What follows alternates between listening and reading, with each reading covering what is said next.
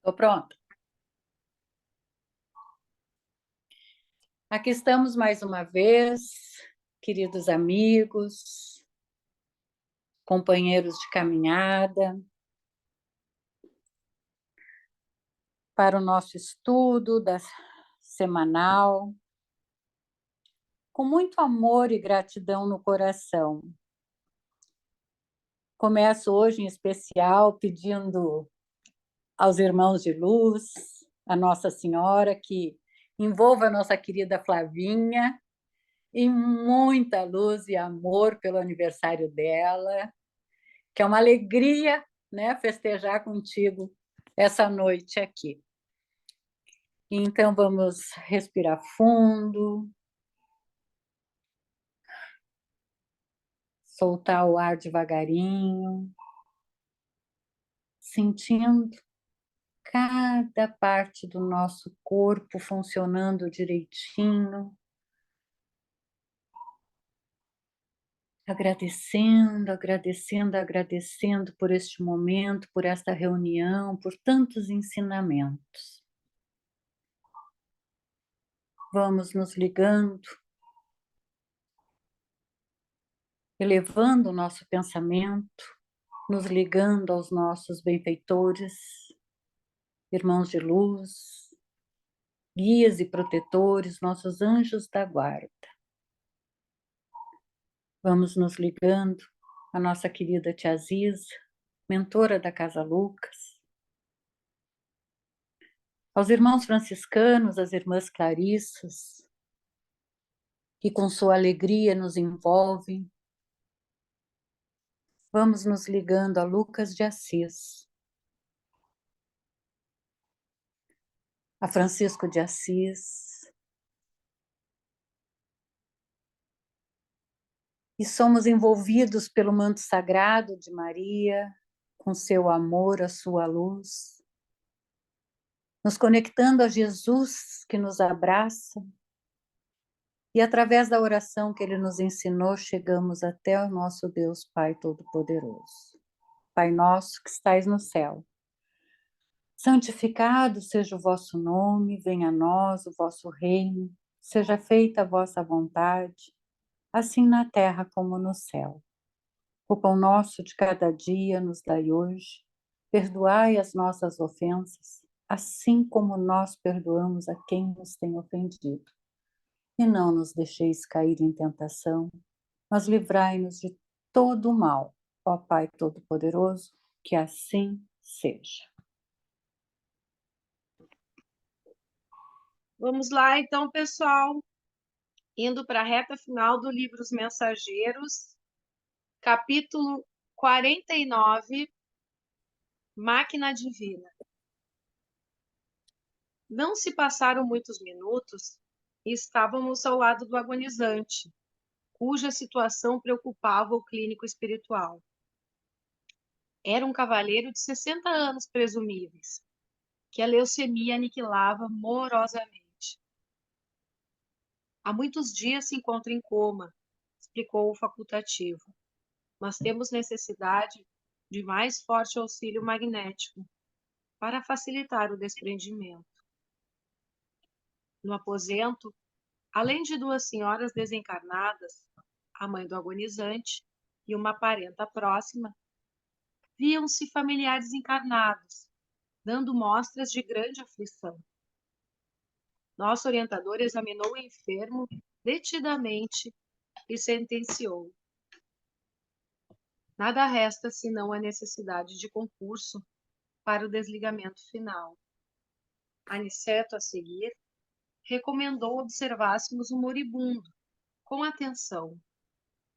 Concentrando todas as minhas possibilidades, fixei o enfermo prestes a desencarnar. Notei, com minúcias, que a alma se retirava lentamente através de pontos orgânicos insulados. Assombrado, verifiquei que, bem no centro do crânio, havia um foco de luz mortiça, candelabro aceso às ondulações brandas do vento. Enchia toda a região encefálica, despertando-me profunda admiração. A luz que você observa, disse o instrutor amigo, é a mente, para cuja definição essencial não temos por agora conceituação humana. Notando minha estranheza, Aniceto colocou-me a destra na fronte, transmitindo-me vigoroso influxo magnético, e acentuou: repare a máquina divina do homem, o tabernáculo sagrado que o Senhor permitiu se formasse na terra para sublime habitação temporária do espírito. Agora, André, não está você diante de uma demonstração anatômica da ciência terrestre, examinando carne morta e músculos enrijecidos. Observe agora. O olho mortal não poderá contemplar o que se encontra à sua vista neste instante. O microscópio é ainda pobre, não obstante representar uma nobre conquista para a limitada visão humana. A cooperação magnética do querido mentor modificara a cena, e fui compelida a concentrar todas as minhas energias.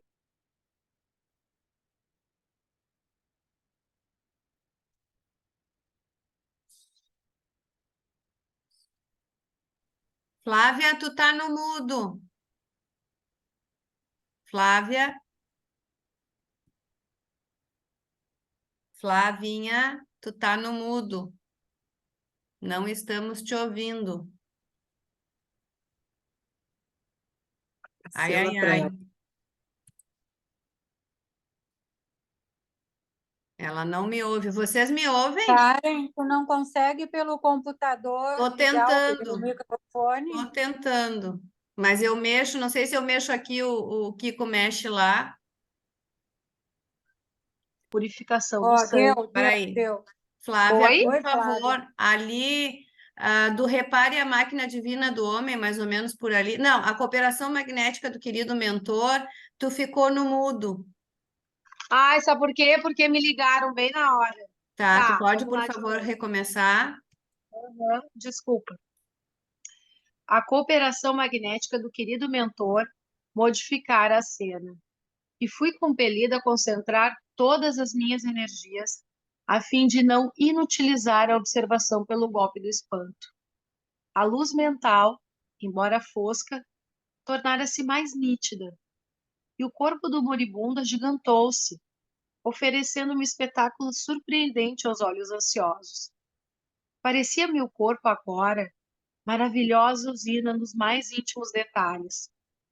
O quadro científico era simplesmente estupefativo. Identificava, em grandes proporções, os 9 sistemas de órgãos da máquina humana: o arcabouço ósseo, a musculatura, a circulação sanguínea, o aparelho de purificação do sangue, consubstanciado nos pulmões e nos rins, o sistema linfático, o maquinismo digestivo, o sistema nervoso, as glândulas hormoniais e os órgãos dos sentidos. Tal revelação histológica era diferente de tudo que eu poderia sonhar nos meus trabalhos de medicina. A circulação do sangue semelhava-se a movimento de canais vitalizadores daquele pequeno mundo de ossos, carne, água e resíduos. Milhões de organismos microscópicos iam e vinham na corrente empobrecida de glóbulos vermelhos. Presenciava a passagem de formas esquisitas, à maneira de minúsculas embarcações carregadas de bactérias mortíferas. Elementos maiores da flora microbiana transformavam-se em pequeninos barcos, hospedando feras minúsculas, a centenas. Invadiam todos os núcleos organizados. Os órgãos, como os pulmões, o fígado e os rins, estavam sendo assaltados irremediavelmente por incalculável quantidade de sabotadores infinitesimais. E à medida que se consolidavam os micróbios invasores em determinadas regiões celulares, Alguma coisa se destacava lentamente da zona atacada, como se um molde, sempre novo, fosse expulso da forma gasta e envelhecida. Reconhecendo eu, desse modo, que a desencarnação se operava através de processo parcial, facultando-me ilações preciosas. Reparei que algumas glândulas faziam desesperado esforço para enviar aos centros invadidos determinadas porções de hormônios, que eram incontinente absorvidos pelos elementos letais. O plasma sanguíneo figurava-se líquido, estranho e gangrenoso. Pela excessiva movimentação da onda mental, observei que o moribundo tentava readquirir a direção dos fenômenos orgânicos, mas em vão. Todos os complexos celulares atritavam entre si, e as bactérias pareciam gozar o direito de multiplicação crescente e festiva. Está vendo a máquina divina, formada pelo molde espiritual pré-existente? Perguntou Aniceto, compreendendo minha profunda admiração. O corpo do homem encarnado é um tabernáculo e uma bênção.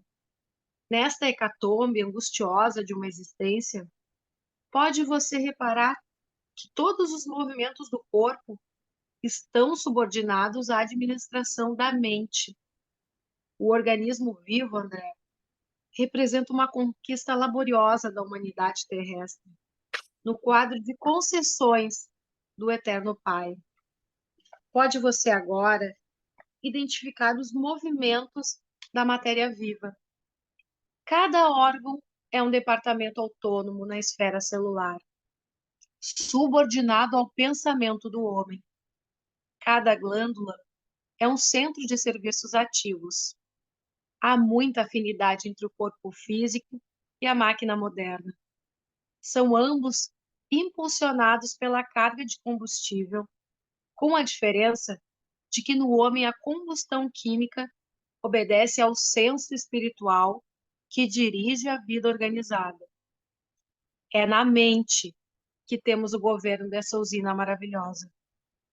Não possuímos aí tão somente o caráter, a razão, a memória, a direção, o equilíbrio, o entendimento, mas também o controle de todos os fenômenos da expressão corpórea.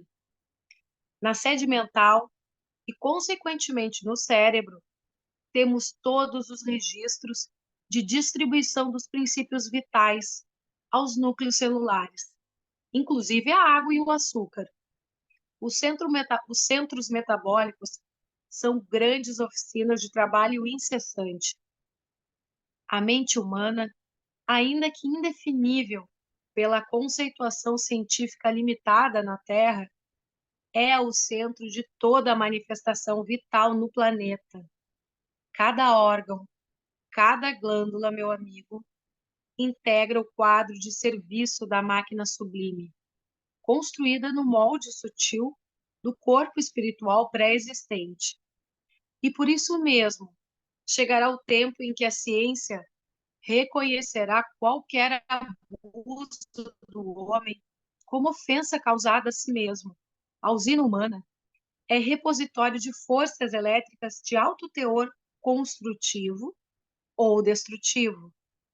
Cada célula é minúsculo motor, trabalhando ao impulso mental.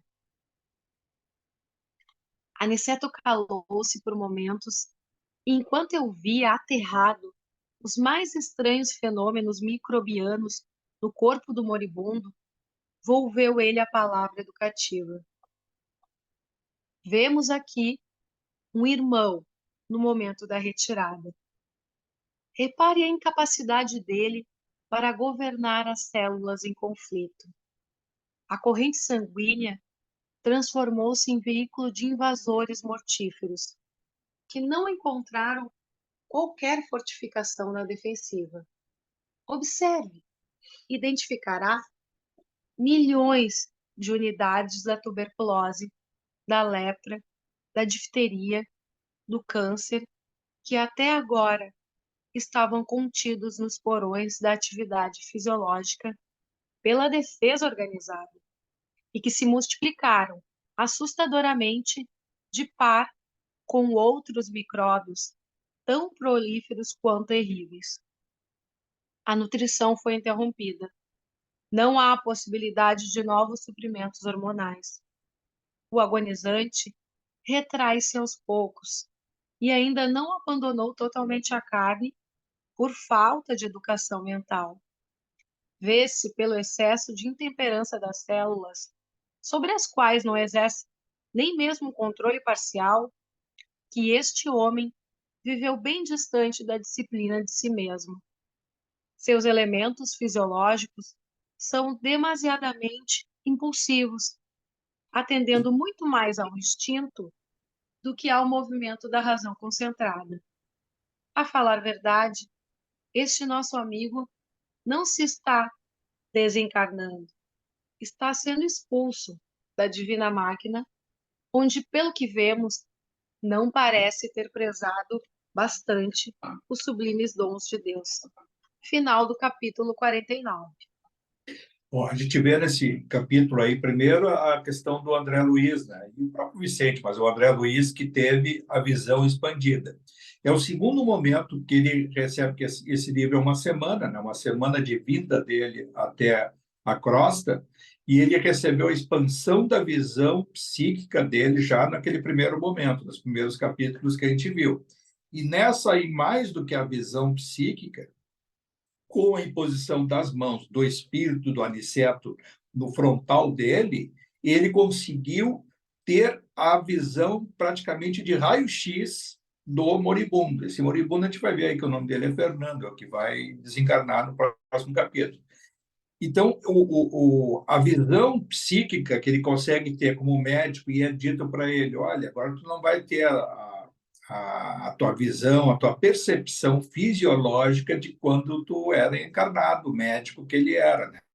Então, ele passa a ter a visão dentro do organismo e compreender durante alguns minutos, né, que ele teve essa oportunidade de ver toda a manifestação dos micro-organismos num momento de falência dos órgãos e das células de uma morte.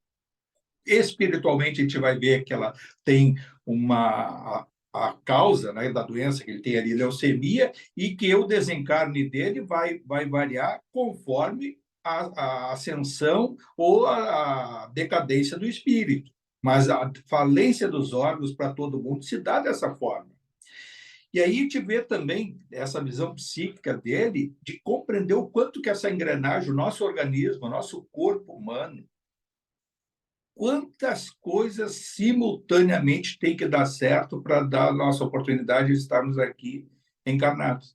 Veja só, essa perfeição de Deus, claro que tem uma coisa que outra, falha às vezes, é um processo natural, mas essa nossa máquina toda governada psiquicamente pelo universo perfeito, quanto que essas bilhões e bilhões de células que nós temos, agregadas de uma forma sincronizada entre os nossos órgãos para manter o nosso corpo físico vitalizado para dar oportunidade de manifestação do nosso espírito. E a gente vê ali, que também é para todo mundo, aquela luz que, embora um pouco ofuscada, aquela luz é o espírito. Todos nós temos essa luz. E essa luz vai junto conosco para o outro lado. Ela pode ficar ainda atrelada ao corpo já em processo até avançado de putrefação, mas a luz vai estar ali. Ela pode ir e vai um caminho natural de ir com o espírito e perispírito ou corpo espiritual, o outro corpo, para um repouso, e geralmente a maioria vai para um repouso, ele pode ser um longo período ou pode ser transitório, mas essa luz vai junto.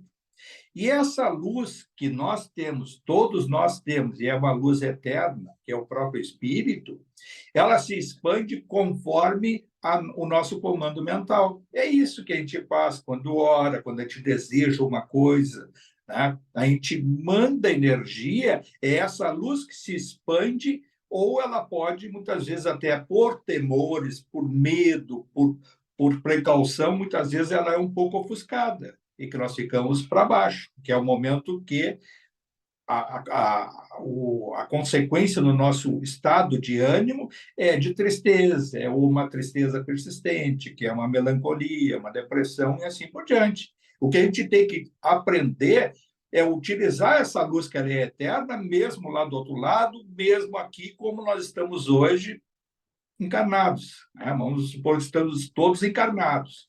Estamos no planeta Terra, na crosta terrestre, encarnados. Então, se desvitalizar este corpo, ele vai para o outro lado, impulsionado por essa luz que é o nosso comando mental.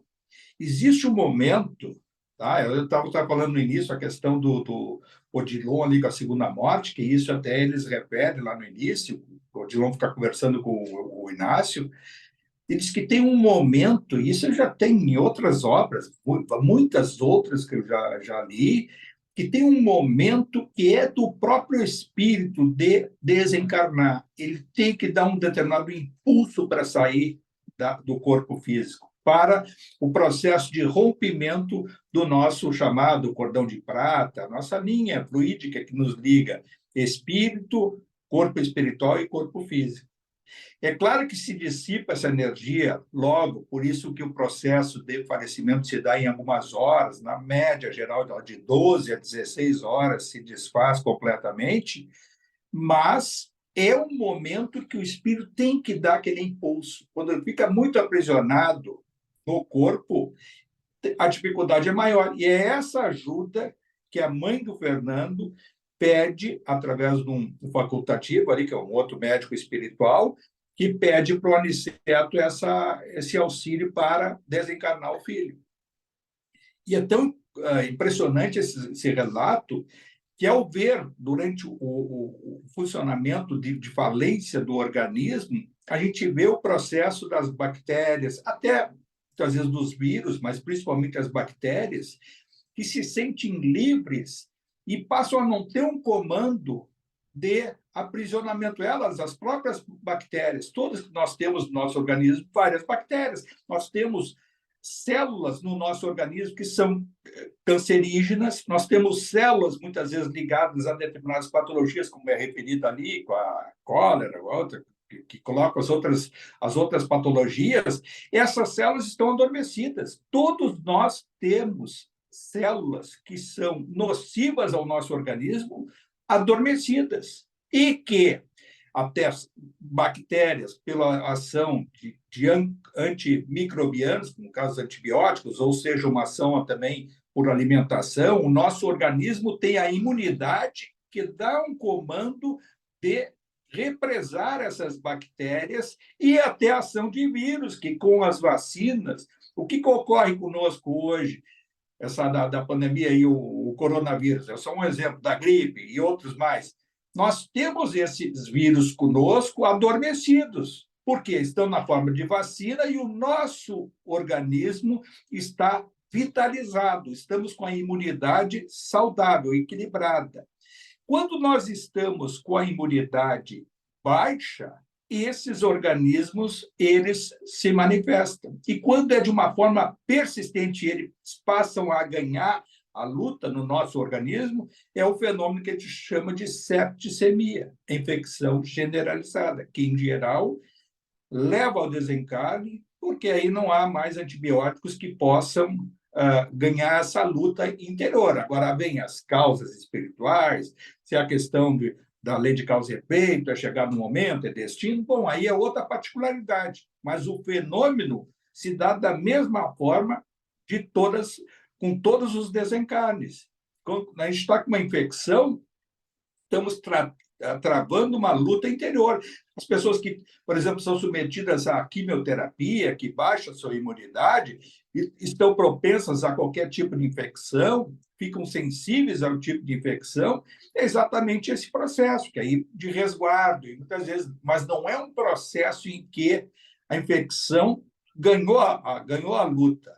É um processo de sensibilidade e que cabe, claro, é um processo que tem que equilibrar, por isso que hoje, de forma mais moderna, esses processos são mais eficientes, né? Embora tenha essas controvérsias em relação até o que ponto vale a pena isso ou aquilo e para alcançar determinado objetivo. Então, essa engrenagem das nossas células, dos nossos órgãos, das nossas glândulas, ela está submetida ao universo perfeito e ela tem um processo de vitalidade, ou seja, de se autogerir, sob o ponto de vista vital, de acordo com o processo nosso, tanto do destino, como na nossa questão kármica, lei de causa e efeito, ou por autodestruição. No caso desse aí, é uma leucemia, mas a gente vai ver também que o desregramento do espírito levou a esse processo aí, um pouco de dificuldade, e que ele vai ter um desencarne,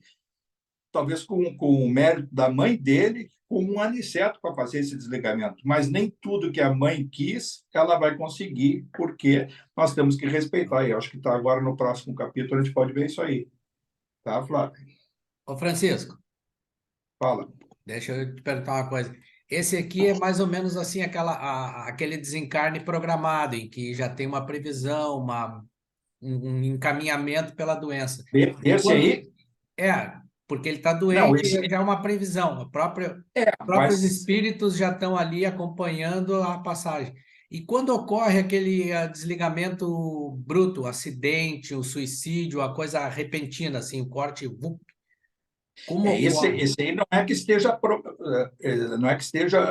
já programado. A mãe se aproximou prevendo que o desenlace ia dar. Porque a própria leucemia e a sequência, a gente vai ver que o comportamento dele não ajudou muito, mas é um desencarne. Agora, de forma abrupta, também nós não estamos jamais desamparados. Ocorre, muitas vezes, um acidente, ou muitas vezes até ocasionado pela nossa ação, por exemplo, lá, está alcoolizado, pega a direção do carro e vai, e tem um acidente, desencarna, depois vai encontrar as causas e a consequência, mas não vai estar desamparado. E nesse momento do desencarne abrupto, em geral, até o próprio perispírito, ele leva para o outro lado as marcas dessa dilaceração dos seus órgãos. Por exemplo, o cara se incorporou todo num acidente, foi decepado a cabeça e coisa. No mundo espiritual, em geral, nos primeiros momentos, vai estar também lá, o corpo espiritual vai estar dilacerado, porque foi abrupto. Agora, existe também os acidentes que são kármicos, a lei de causa e efeito. Não fiz nada para acontecer, e aí estou lá e acontece. Em geral, nesses casos, no mesmo segundo que vai haver a ruptura, há um resgate. E aí os espíritos não sentem. Isso aí se sabe por muitos e muitos casos relatados pela doutrina, né? Se quiser pegar o caso mais clássico que tem, está lá há 2000 anos atrás, a Lívia, quando foi trocada por aquela serva, né, que ela foi para a Ana, né, que ela foi ser devorada pelos leões, quando levou a primeira patada do leão, antes de ser abocanhada, o espírito dela foi resgatado. A mulher do senador Públio Bento dos Correios. E se sabe casos relatados de espíritos, por exemplo, que desencarnaram lá naquelas torres gêmeas, lá em 2001, lá 11 de setembro, naquela lá se tem relatos do plano espiritual de espíritos que, naquele momento da ruptura que houve lá, de laceração, espíritos que foram resgatados. Outros ainda provavelmente estejam até hoje lá. Então, tem várias nuances, várias situações. Aqueles que se encontraram com a oportunidade de reparação, de destino mesmo, e aqueles que sentiram ali, mas que já estavam numa faixa vibratória e que tinham um processo kármico, mas não de... Porque a questão kármica, a gente tem que notar o seguinte, eu tenho situações de passado que me dão a oportunidade de reparação. Isso é kármico de reparação. E tem aquele que é de consequência, aquele que sempre está aí, está indo contra a lei, a lei da perfeição, e aí tem contra ele uma série de impulsos que o universo vai apontar sobre ele, energias deletérias que pode levar a sucumbir de uma forma dessas, entendeu? O bom de tudo isso é que jamais nós estamos desamparados. Quando o espírito se dá conta de onde ele está e o qual é a sua real inserção no universo, neste momento, aquela luz que está ali, que estava ofuscada, aquela luz se expande e nós passamos a enxergar os mensageiros do alto, que são os que estão ali para nos ajudar, seja onde for. Não precisa se aterrorizar com essas obras psicografadas, muitas vezes que falam lá do baixo astral, horríveis. Pode estar lá, mas se naquele momento for tão sincero o nosso encontro, que às vezes a gente está lá embaixo, pode estar lá embaixo, e está assim por aquela coisa de se fazer de vítima e de coitadinho, mas tem uma soberba por dentro. Olha, quando eu sair daqui, eles vão ver. A hora que eu tiver a oportunidade, está pensando em vingança. Agora, quando é sincero, eu sei, meu Deus, sei, minha luz, meus is, eu muito errei, sei, tentei reparar em parte, eu quero mudar minha cabeça. Quando começa a pensar dessa forma, começa a se abrir. E essa luz, ela neutraliza o nosso ambiente, por pior que seja, lá embaixo, e com essa, ao ser neutralizado o livre-arbítrio, a nossa vontade, ela é também respeitada lá embaixo. Não que vão dizer, pode ir. Eles vão se sentir enfraquecidos e nos manter lá embaixo, e algum resgate vai se dar. E é essa forma que existe a libertação. Está lá no livro Libertação também. Por que foi lá o Gregório com a Matilde, a mãe dele? Então, ele foi tocado pelas palavras da mãe e começou a se enfraquecer. E se enfraqueceu de tal forma, ele era o Papa lá embaixo, o Papa Gregório IX aqui, e lá embaixo continuava Papa das Trevas, né? E a igreja daquela época estava das trevas mesmo.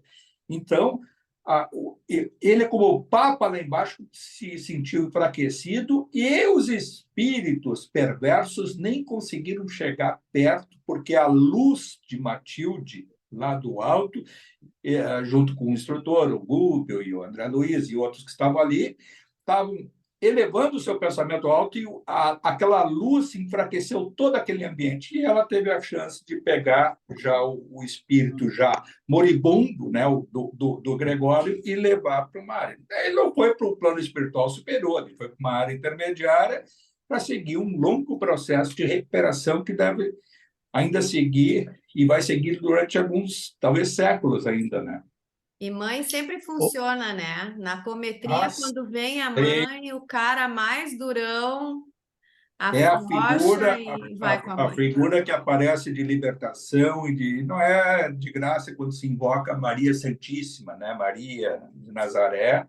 A energia da mãe é a que se faz presente. Todos nós somos tocados mais por essa energia do que muitas vezes essa coisa mais racional e só mais pelo intelecto, que é a figura do pai.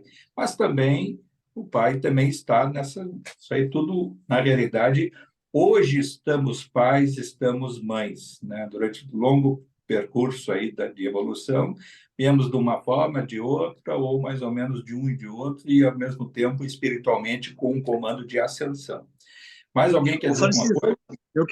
eu Francisco, quero pegar aquele gancho lá da questão da desencarnação desse aqui, com o link que tu fez com a Lívia.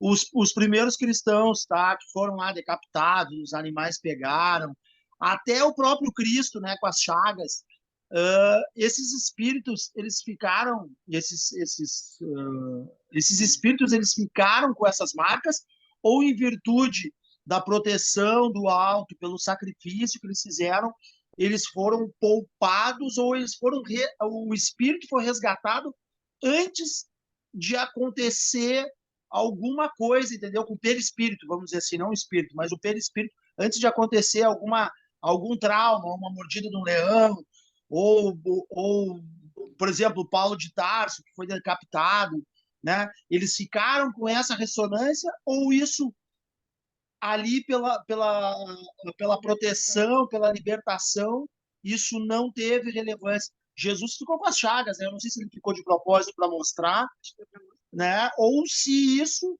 era uma questão naquele momento que era importante ele mostrar que ele também sofria das mesmas situações que um pobre espírito como a gente. Bom, Jesus, na realidade, só fez questão de manter as chagas para mostrar para o Tomé, né? Que aí eu só vendo para crer, que o Tomé, Aham. lembra daquela Sim. passagem, ele aparece para Maria de Magdala e aí ela tenta dar um abraço nele.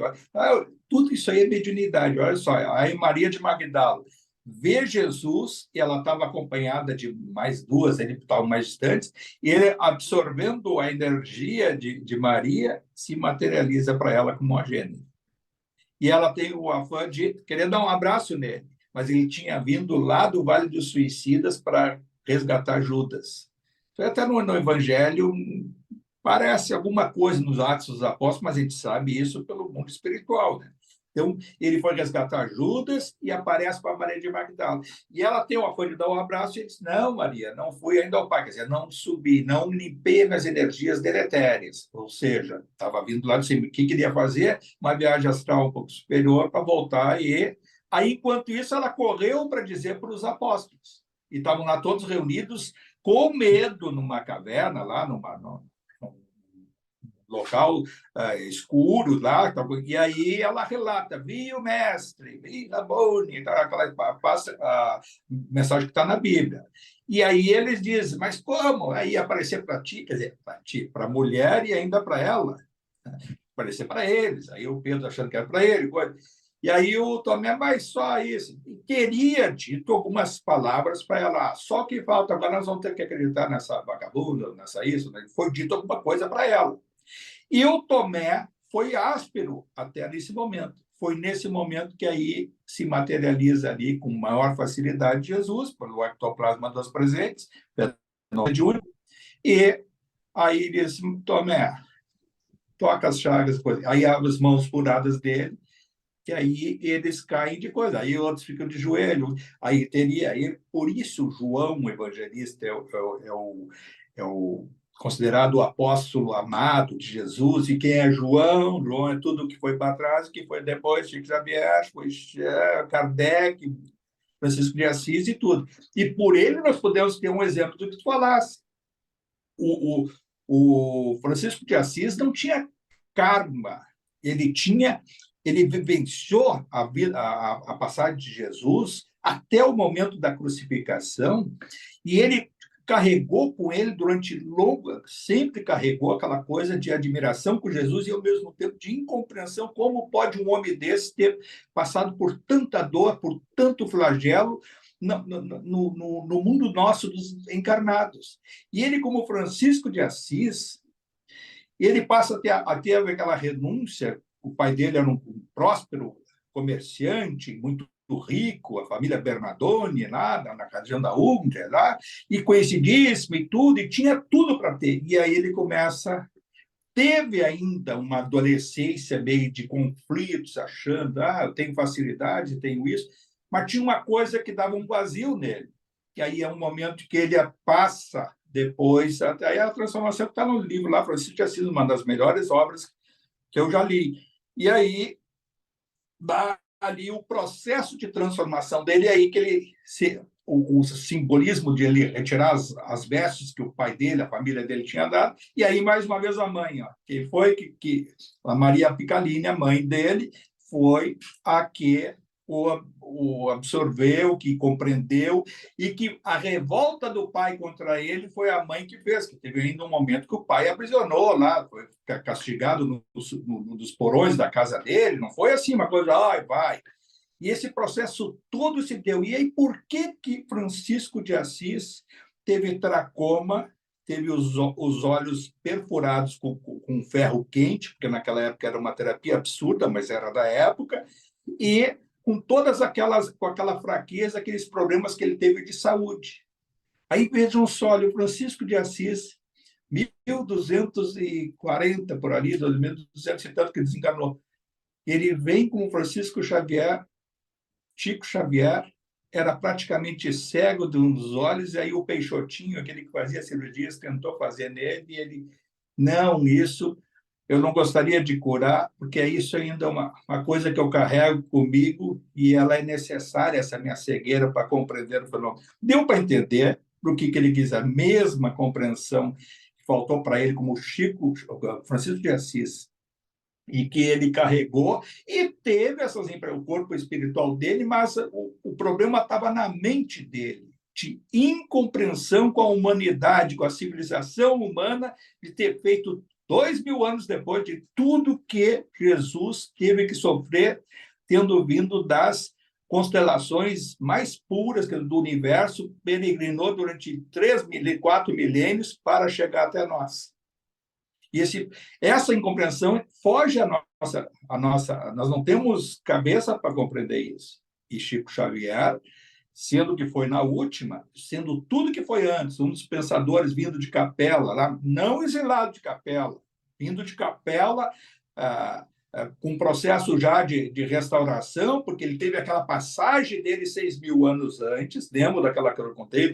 Ele, o Bezerra de Menezes, que houve uma grande ruptura lá, quase com foi uma guerra nuclear lá, há 6, 7 mil anos atrás, antes da encarnação de Platão. E ele vem depois, já redimindo-se, com um processo já de despertar da consciência na nossa crosta terrestre, que vem com o Platão, e teve aquelas outras encarnações, sacerdote, e aquelas que uma vez eu já dei aí, as encarnações que, segundo consta, teriam sido. Mas as principais que a gente conhece, a história registra, é essa: Platão, Kardec, o sacerdote, né, e o João Evangelista.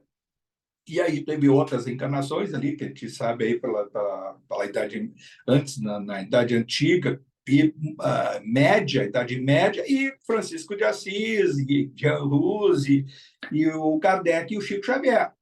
Teve outras? Teve as necessárias, porque não existe esse processo de interregno que fica a espiritualidade. Quando está vinculado a uma missão, esse processo de vai e vem, ele é quase que constante, e vão tendo etapas na nossa missão. Olha agora o Odilon, que está falando de segunda morte dele. Por quê? Olha, já, quantas vezes a gente lendo as obras do Odilon, do Inácio Ferreira, do irmão José, que também é outro que já está num processo também superior, a gente vê o distanciamento do Odilon a cada um de nós, ao próprio Inácio e outros. Já estava chegando esse momento. Né? Foi interessante isso de acontecer, a sublimação espiritual dele, que não sei ainda como é que foi, detalhes, como é que se deu, e a ascensão espiritual. Para onde o quê? Provavelmente mais em cima, quando o Chico Xavier veio, não foi passar por esse mundo logo aqui acima, nem nosso lá, foi bem mais lá, porque de lá é que veio.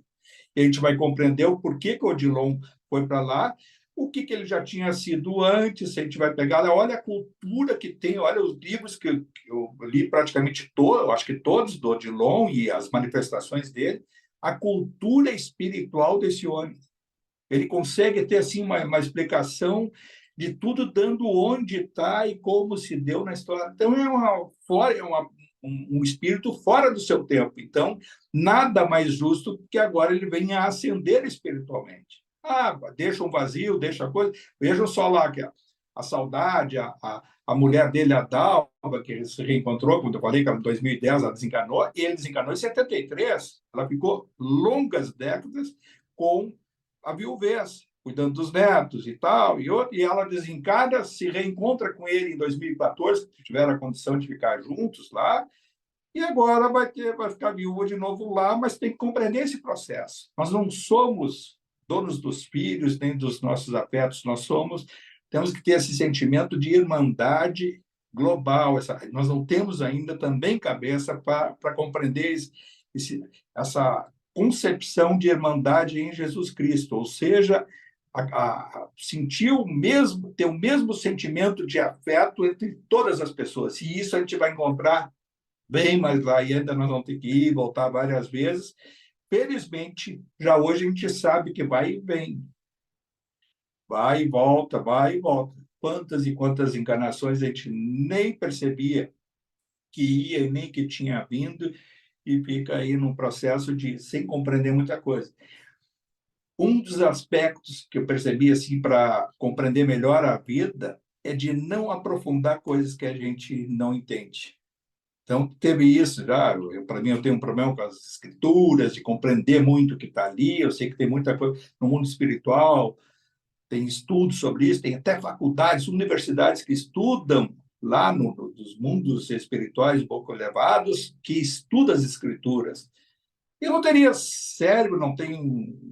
Passo assim, eu gosto de ver a coisa mais objetiva. Aí tem coisas na nossa vida que se a gente não entende, não tem assim, não demonstra ter um cérebro, não adianta ficar queimando a cabeça, achar assim, e ficar com o sentimento de não sei e dar uma frustração.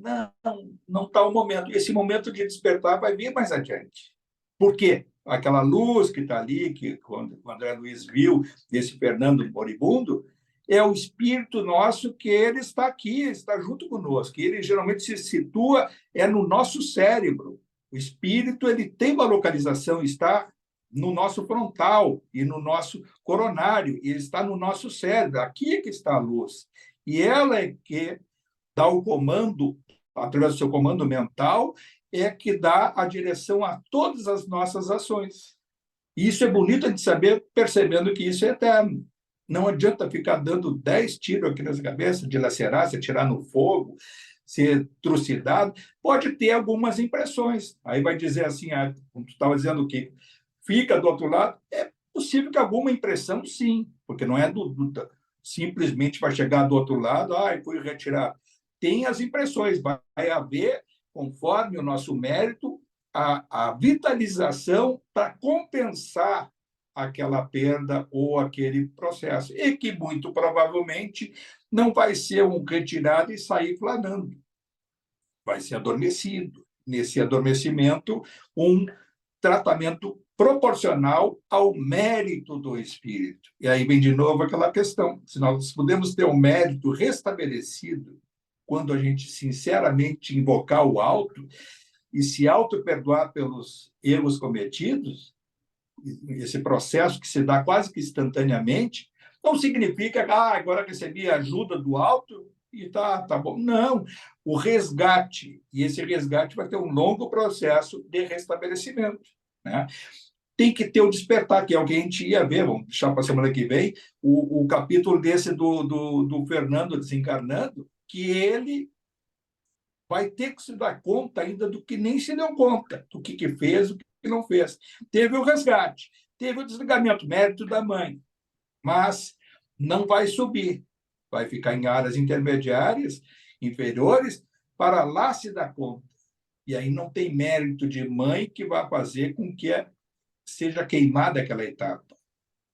Ela vai ficar distante, à distância, vai ficar acompanhando, o mérito dela para ser ele guardado e não ter influências espirituais, mas o grande problema é que a atitude dele mental estava vinculada a espíritos que estavam esperando ele lá do outro lado, para continuar a farra. Não é para perseguir. O grande problema nosso do outro lado, para a gente desencarnar, não são vingadores, e sim aqueles que querem continuar fazendo o que a gente faz aqui. Só que inconscientemente a gente consegue enganar os outros, mas a gente não se dá conta que algumas coisas que a gente faz, a gente está em sintonia com espíritos que a gente não se dá conta, e vai se dar conta do outro lado.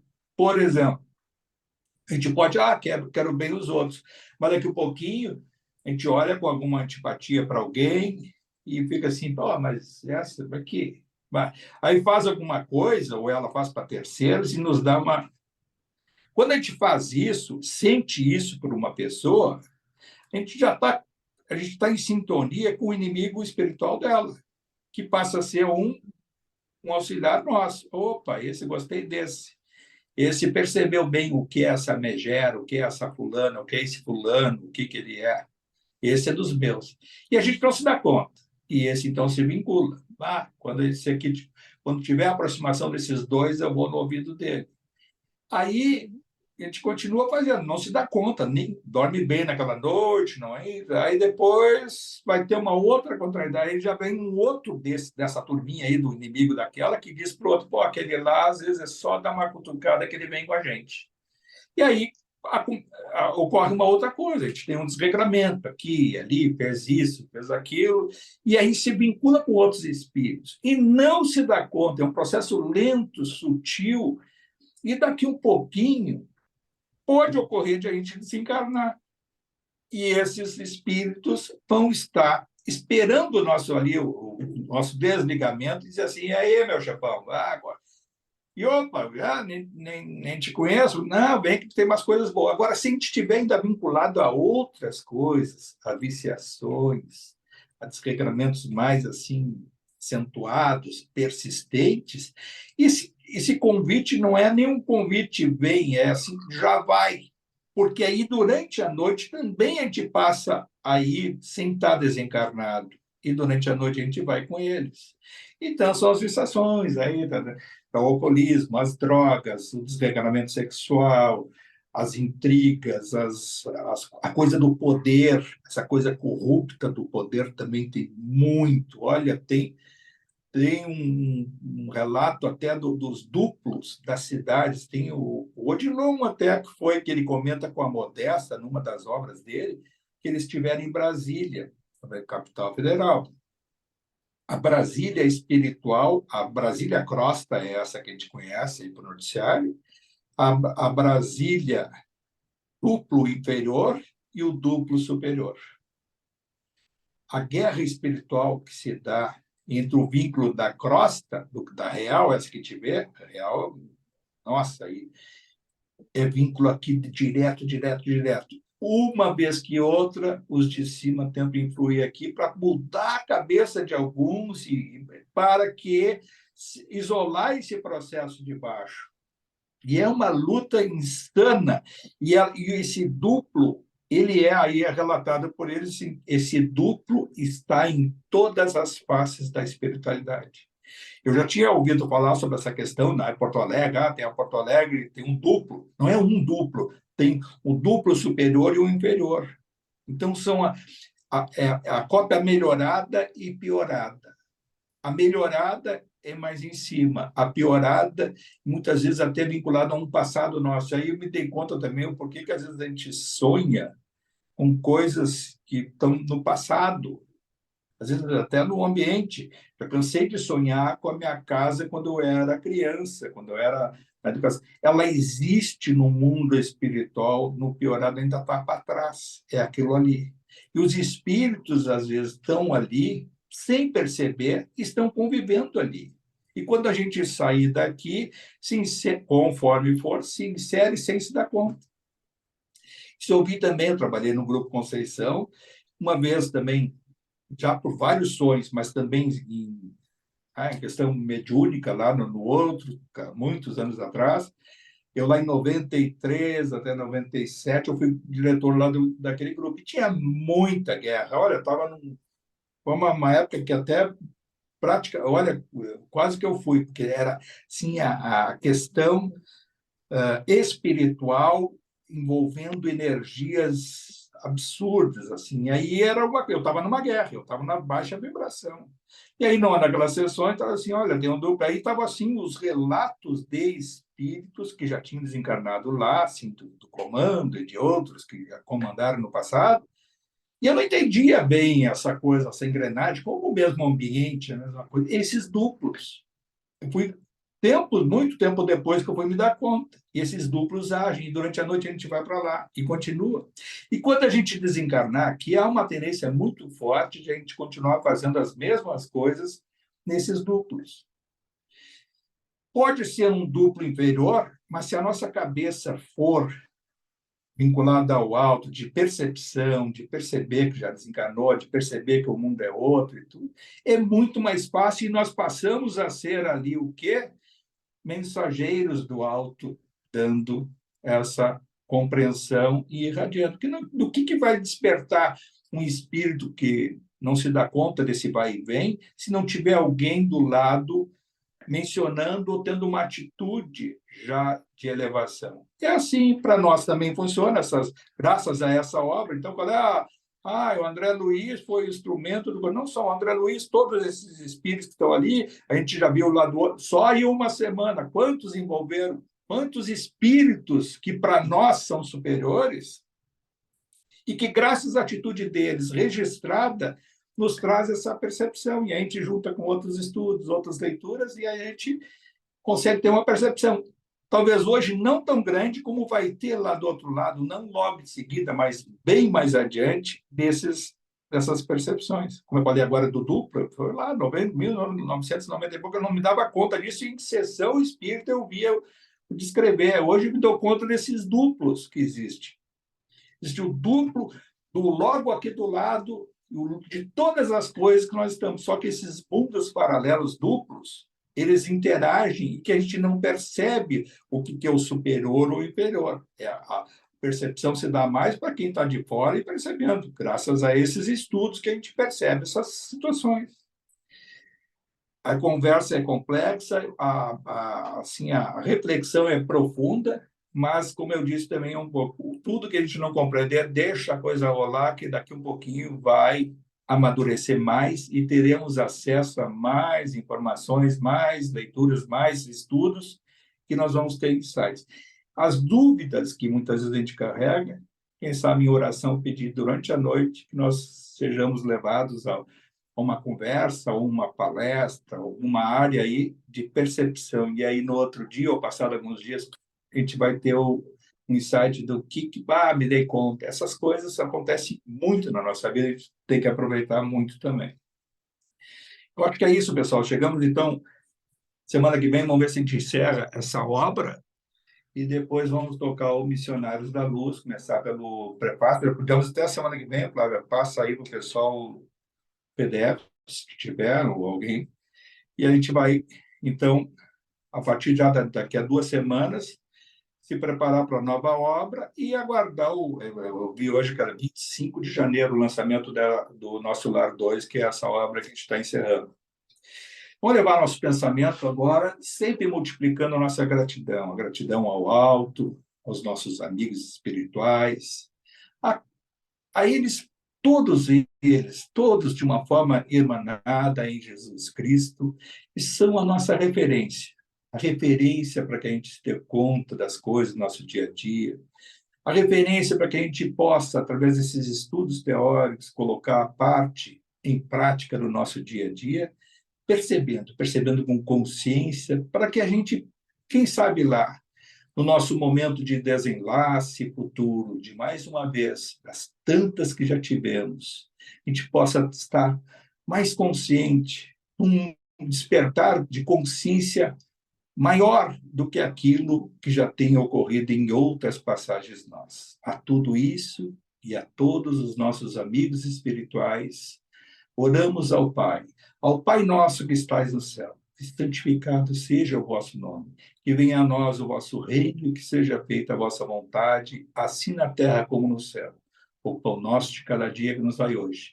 Perdoai as nossas ofensas, assim como nós perdoamos a quem nos tem ofendido. E não os deixeis cair em tentação e livrai-nos de todo o mal, Senhor. E que assim seja. Flávia, parabéns, então. Boas